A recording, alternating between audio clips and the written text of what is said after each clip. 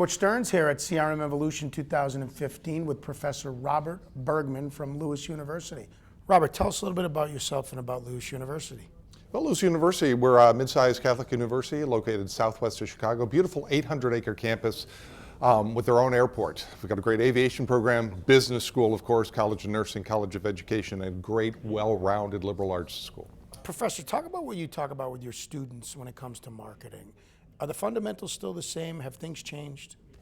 The fundamentals still apply. There's a lot of debate there, but the fundamentals still apply, but now it's all moving to technology. Social media marketing, we developed a social media marketing program about 4 years ago, and it's taken off like gangbusters because there's no qualified people to manage and create strategy for social media marketing.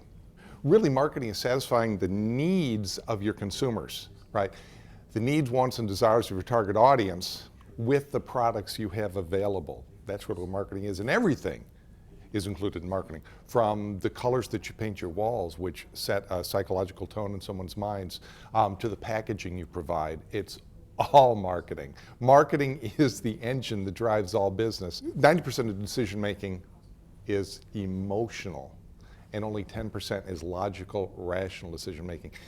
Yeah, you look at the people, you're driving down the road and you see your gas tank's getting down to the quarter and you go, I need to fill up with gas. And you see one station over here that's $2.98 a gallon, and across the street it's $2.95 a gallon. And you go, mentally you're thinking, ooh, 3 cents a gallon, that's big savings. So you may turn in the left lane, wait for the left turn signal, go over there, then you got to get back into the road, take another right turn, wait for another light. 8 minutes later, you're back on the road when you could have just pulled off here for 3 cents a gallon. But that's the way we think. So it's understanding how people make the decisions and then applying marketing strategy to that decision-making theory. Robert, talk about customer relationship management. I mean, that's what the acronym stands for. But at this event, what's different about it today? And from a marketing perspective, what's more important than ever about CRM?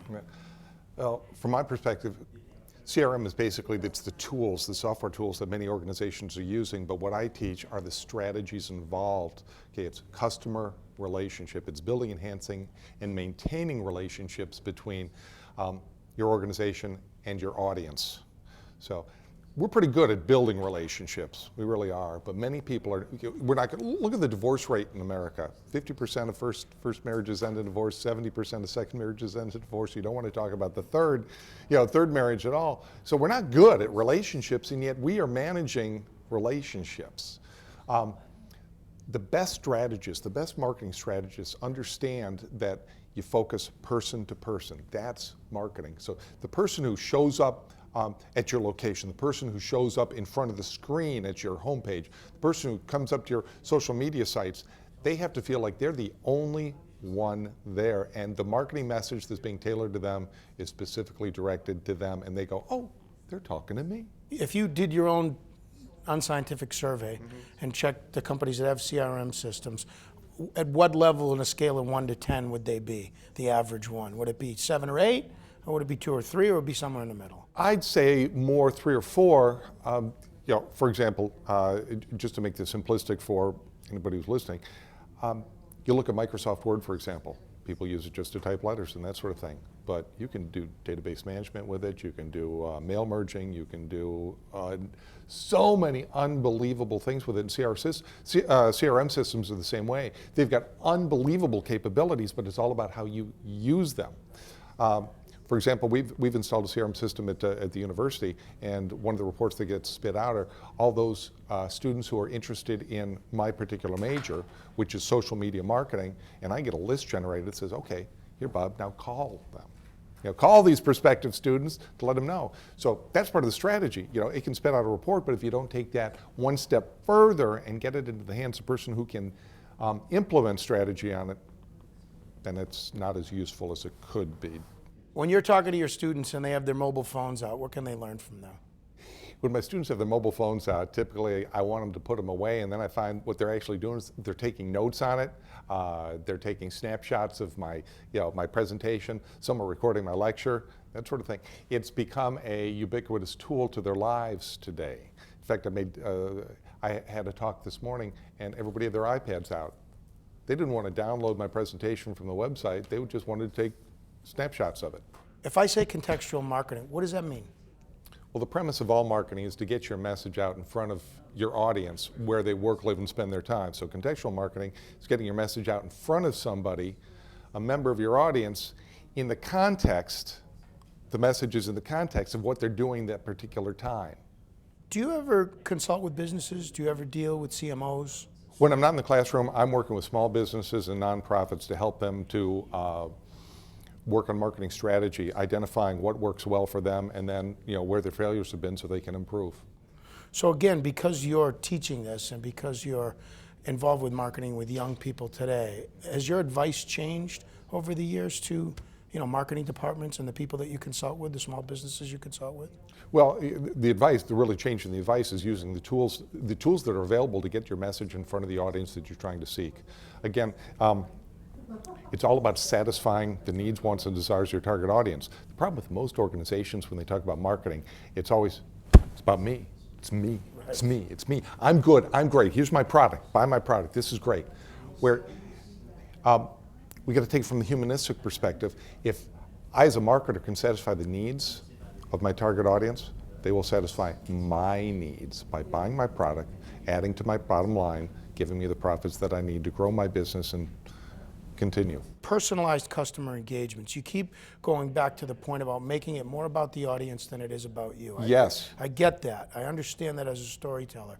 But personalized customer engagements, how important is that for a business today? And again, when you're starting with a strategy or a philosophy around that, how do you sort of embrace that? I hate to say it, but the human animal is a selfish animal for some reason. I mean, our favorite radio station is WIIFM. That's what's in it for me. Everybody, when they're buying a product, it's like, what's in it for me when I get this product? And so if you're going to market appropriately, you've got to ask yourself, okay, I've got to look at the world from the perspective of my audience so that I can satisfy those intrinsic emotional needs with the product and service I have to offer. It's consumer behavior at its best, and the tools only help you to do that. Social media helps tremendously. If you looked at Facebook, for example, 12 months, 18 months ago, everything was pictures and posts. Today, it's all video. If an organization is really going to get with it, they're going to start transforming all of their content into a video base, because people today, they want to be entertained. They want to be fed information in an entertaining way. And the beauty of social media, especially video, is you can tailor to the emotion, the 90% of the decision-making process, tailor through video. Crystal ball question.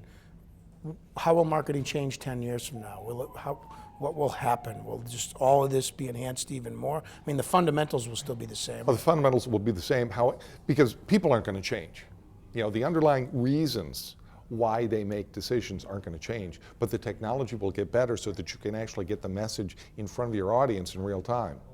And we're doing that more today. You walk into a mall, you get your smartphone, and as you walk by a store, you're getting a message, if I walk in there, I can get 15% discount right now. It exists, it works. For me, it's a little scary because the marketing industry itself is going to have better capabilities to, I hate to use the word, manipulate the public. Now, the word manipulate isn't necessarily negative. You think about it, you go to a chiropractor, they manipulate you, and you feel good about it. And hopefully, marketers will do the same thing. They will manipulate your thought processes and your decision making to make you feel better. Final question. Take a shot at this, another crystal ball question. Beyond CRM. So we're here at CRM Evolution, and the conversations are all focused around customer relationship management, Absolutely. Customer engagement, 24/7, real time, all of that. Beyond CRM, what does the future of CRM look like? What does the term beyond CRM imply to you? Customer relationship, when we can make it change things so that an organization is actually having that real-time, one-on-one interaction with customers where they are. It could be a wearable device. It's like, oh my gosh, I'm looking for a gallon of milk. Where can I get it at the best price within me, and to calculate all of the costs involved. I'm making a larger decision, for example, if I'm looking for a new wearable device. You know, you know, it's 1 in the morning and I'm just thinking about it. Well, sure enough, I got a sales representative or a support representative pop up. Yeah, how can I help you today? It's just going to get better and better, faster and faster, and help the consumer to make better decisions with the technology that is continuing to evolve. Great. Thanks, Robert. Butch, thank you. Awesome.